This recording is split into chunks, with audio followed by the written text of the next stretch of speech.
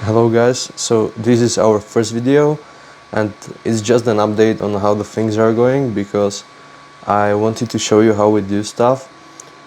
And this is my Ender 3, or not mine, it is my friend's Ender 3 that I have borrowed from him.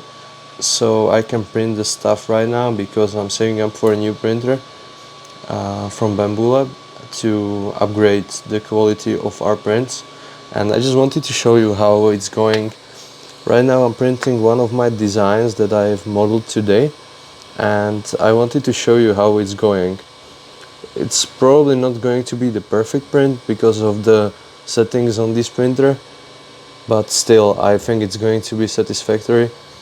And yeah, I will show you the finished product after it's printed out, but it's going to take a few hours, or I mean at least 2, because I set it for a quality print so it looks the best it can from this printer.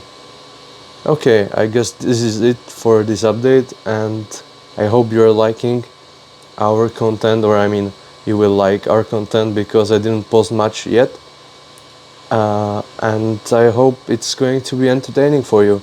So yeah, see you later guys.